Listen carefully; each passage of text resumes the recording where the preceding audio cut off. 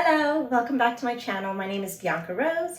I am a yoga teacher, a preschool teacher, and a new mom, and I'm here to talk about my newborn must-haves. So these are things that I think you actually need, not things that are fluff when you have your first baby. As well, keep in mind my newborn must-haves are just for baby and baby care. I'm going to do a separate video that's about postpartum healing for the person who had birthed the baby. And I'm going to try to keep it to items you need straight after baby's born, not later on in their life. These are things that I used, slash some things that I wish I used.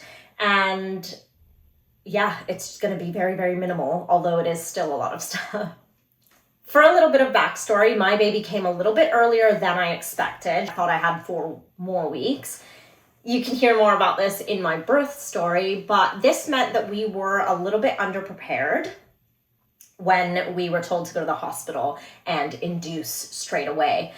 We had already ordered a pram or a stroller, and that came in a bundle with the car seat, with the changing backpack, all sorts of stuff.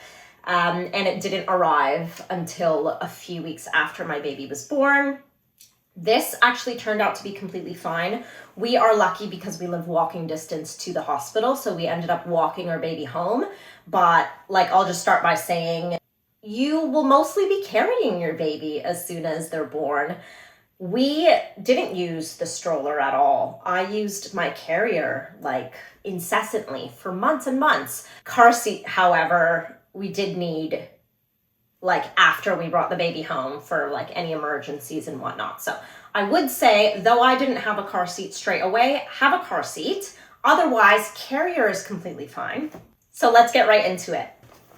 Artipoppe Carrier. Okay, so I know that these are controversial. People question the price tag. People question whether it's just wonderful marketing and really nice pictures. After having used this carrier and having used multiple others, this just is the best one. It is ergonomic. It is very simple to use. It doesn't look super high tech, but it actually is really, really comfortable to wear. So I have this one. I think this one's discontinued, but I get so many compliments on it, and I'm so happy that I got it before it got sold out. Last time I used this, I used it as a backpack.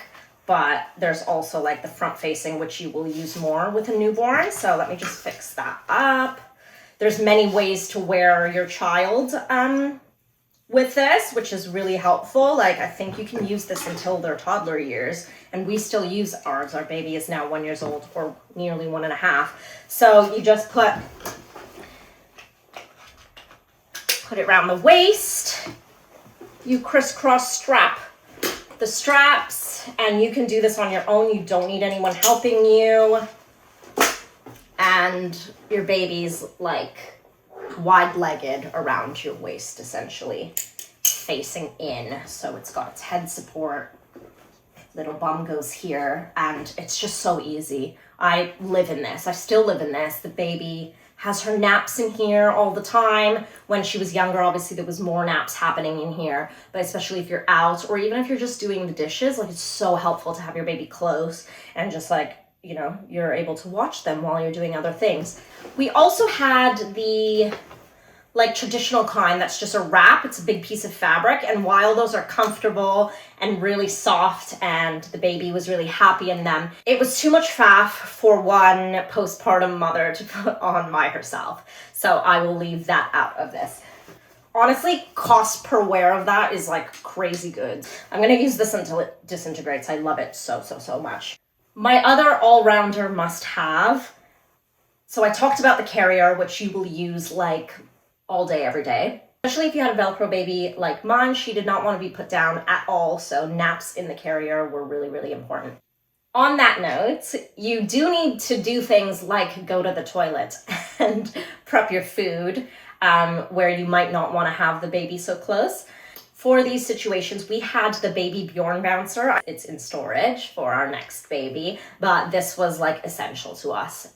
Kept the baby kind of upright, and we would just have it on the side while we did whatever. Our baby didn't spend prolonged periods of time in there because, as I mentioned, she was a Velcro baby, but it was really helpful to put her down for like max 5 minutes if we needed our hands. Now let's move on to sleep needs. Cot, a place to sleep.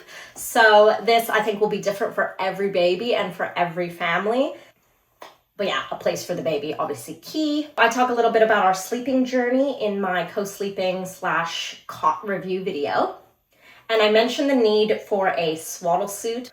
We have the swaddle suits that go with the snoo, and that's what we used for 4 months. But if I was to do this all over again, I would just have just regular swaddle suits to keep the baby cozy in their sleep and feeling like they're in the womb. We tried to do just like traditional normal blanket swaddle, and we found our baby was just always kicking them off, and then we were really like stressed and anxious throughout the night that she would kick the blanket over her face. Swaddle suit, a super safe one. Another thing that I found we absolutely used all the time, especially because we were in the winter when the baby was a newborn, is the Tummy to Be Grow Egg. So this tells the temperature of the room. I don't know if you can see it because of the sunlight, but it glows like a different color, whether you're in the like suggested temperature of a room. I believe it's like blue when it's too cold in the room, and then it's like orange or yellow. I might be wrong with this, when you're in the safe zone, and then it's red when you're over. So right now it's piping freaking hot in this room. So you would just use that as a reference for like how to dress your baby in the night. This was really helpful to us because our room always like fluctuated in temperature.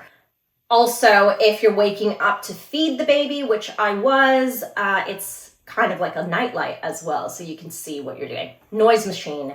We had ours integrated with our smart cot, so I can't show it to you today because we sold the smart cot, but I recommend one that has like a shushing, because I have loads of friends with babies who have one that goes shh, shh, and that's really, really soothing for the little ones. This is not a must. This, I would say, is like a frivolous thing, but a friend of ours lent it to us and it was super, super helpful. I don't know that we would buy it on our own, but we have the Owlet Dream Sock, which is a little sock that you strap onto your baby's foot, and it basically is attached to something that will ring or alarm or sound or whatever if the baby's heart rate starts to dip or if their oxygen levels start to dip. So because we did co-sleeping early on with such a tiny baby, and we were first-time parents, so obviously very anxious about everything, we found that to be super helpful and just a little bit of reassurance that our baby was fine. I found that to be really helpful. If I was to do it all again, I don't know that I would get specifically this smart sock or the dream sock. I would get probably one of those baby monitors that has like a pad underneath the cot that monitors their sleep, because that way like I don't have to faff around with strapping the sock onto the baby's foot. Moving on to feeding, I'm going to talk about both breastfeeding and formula feeding just because I did both. For breastfeeding, this was my breast pump. I had 2 of these. This is an electric wearable breast pump. I recommend this Mom Cozy one. I think this is the M5 because you can be hands-free, you can be doing other things. You just put it in like a supportive bra and it just does the work for you. I had the one that comes in a pair. I recommend that because you don't know which breast is going to make more milk and you don't want to waste 30 minutes pumping one side and then have to waste another 30 minutes pumping the other side. This was such a lifesaver because I could pump breast milk and my husband could feed the baby. With that, I also got their storage bags. You don't have to have these specific storage bags, but I liked them because there's an indicator here for how warm the milk is. So I would put my breast milk in there, put it in the freezer, and then just unpack it, give it to my husband. He would stick it in boiling water wherever he was and feed it to the baby when this little circle turned blue. So clever. A sterilizer. I had 2 sterilizers. I had the Tommee Tippee UV sterilizer and the Tommee Tippee steam sterilizer. I ended up using the steam sterilizer more. I actually still use it. I know that UV ages hard plastics faster than steam does. I also feel like steam is more thorough, like it gets into every crevice of whatever object you're putting in there, whereas UV just goes wherever the light can hit. I'm sure they're both like functionally completely fine for a baby, but I just feel like, you know, I invested in this breast pump, I invested in all my bottles and such, and so I want to like prolong the life of them. So I use the steam sterilizer. If you're going to be doing formula feeding, I recommend looking into Tommee Tippie's formula makers. But this, the Tommee Tippie Prep Go, absolutely insane. So basically one of them is a hot flask and one of them is a cold flask. And it can make your formula exactly the right temperature for your baby on the go. And then it does like light up and tell you exactly when it's ready. And it's super, super fast, like way faster than having your own boiling water and cooling down the formula and waiting. This is brilliant. I used this all the time, even if I like wasn't out. And finally, bottles. Of course, you're gonna need bottles if you're doing express breast milk or formula feed. This is one of my favorites just because it's glass. Obviously, when the baby is like able to hold their own bottle up, you don't want them to be using a glass one because they're probably going to drop it. But when you're holding the bottle up for them, like when they're a newborn, so nice to have a glass bottle. I just feel like they're cleaner. They have longevity, especially in the UV sterilizer versus steam sterilizer debate. I would also recommend just having and trying different bottles because if your baby won't take a bottle, just try a different bottle. These little nipples are all so different on different brands. We had that trendy one that looks like a breast and our baby just hated it. Different bottles, have different bottles to try. Your baby might like some bottles and not others. So definitely have options and don't give up if your baby won't take the first bottle. Let's move on to baby care. This is the, what is this called? I don't actually know what it's called, but it is the Tommee Tippie like newborn essentials kit thing. This and the things inside of it I use every day, especially little hairbrush. This is also a great toy. My baby loved to just like play with this, but now because her little hair is so soft, we use that to like tame her little hair. It's so sweet. This, you won't need this all the time, but when you do need it, you're like, yes, I'm so glad this exists. This is Baby Snot Sucker. Does exactly what it says on the tin. Baby Nail Cutter. So I use just like this one by Tommee Tippie. I have never cut her skin on this, if you're worried about that. I have some friends who have the ones that are like rotating nail filers. I've never actually used one of those on my own, but it looks very time consuming to me. This is like so fast. It's like clipping my own nails. I just take her little hand and go, and it's all done. And finally, a temperature taker is in there. So that's good for obviously seeing if your baby has a fever or not. We use that quite often. There's more stuff in there, but those are the main things that I use all the time. Tiba and Marl nappy bag. With the straps that attach to your pram. This one's already worn out because I've been using it every single day. I love this one. I just love how it looks. It goes with my outfits and my style. They have other ones, but I love like the pockets that they have in these. So I put all of my diaper stuff in here, but there's also like a heat or temperature foiled bottle-shaped pocket in there, which I love. I use that all the time. Loads of outside pockets, because you know, as a mom, you just need to stick things into places without having to use multiple hands to open them. There's also pockets on the side, so you can fit loads of stuff in here. This was my everything bag, like my purse plus my diaper bag for a whole year. I've since graduated to the bigger one, which I can't show you because my baby has it at her nursery right now. But yeah, as your baby gets older and older, you need to stuff more things into there. So like larger diapers and toys and stuff. So I needed the bigger one, but I still love this. This has a special place in my heart, this fuzzy one. You will also need a changing mat. So there are loads of changing mats out there for newborns, and I find a lot of them are super, super fluffy. This one's by Judes. It folds up nice and tight, but it's still like comfy and cozy for them. Like it's slightly padded, it's soft, obviously, and you can just throw that in the wash and, you know, keep it clean. While we're on the topic of Judes, I'm going to talk briefly about cloth diapers, but I am going to make another video about this in full because I absolutely love them. And I can't believe that more people are not doing this. We've been part-time cloth diapering since my baby was born. I always knew that I wanted to do it because my parents did it with me. My brother does it with his daughter, and it's just eco-friendly. You don't have to worry about microplastics being in your baby's like disposable diapers. And I don't know, there's just I just feel like it feels better for them.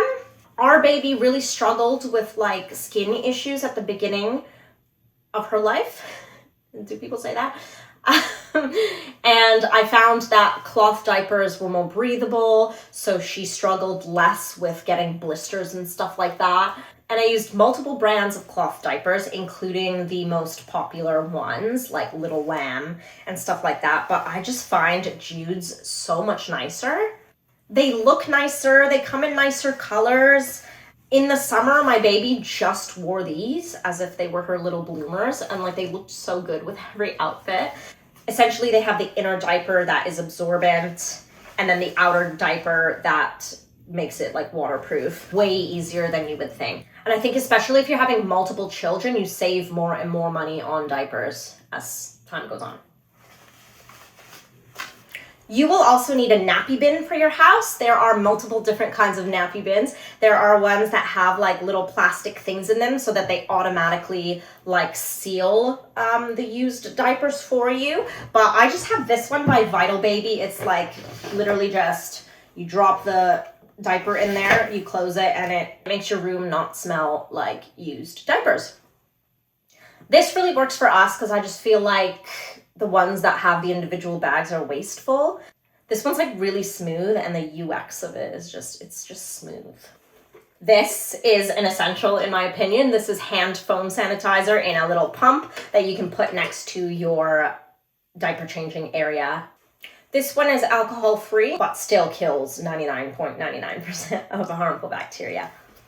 For baths, you will need a baby bathtub. Also, baby washcloths and a towel. These ones are all like 100% cotton, and I think they're organic as well. You want to get natural and or organic baby soap / shampoo. This one is by Neal's Yard. I also recommend their baby oil, which I don't have a bottle of right now, but you'll need that for like baby massages as well. Newborns are prone to cradle cap. So you would just put a little bit of natural oil on their head and the cradle cap would go away. And finally, I'm going to end things on this one thing that my mom bought us that I didn't think we were going to need, but ended up being like so necessary for so many moments. Crunchy book. This one's like not even a natural fiber crunchy book because obviously my mom chose it. She didn't care. She was like, how's animals? It's cute. Also, this has been entertaining my baby for a whole year.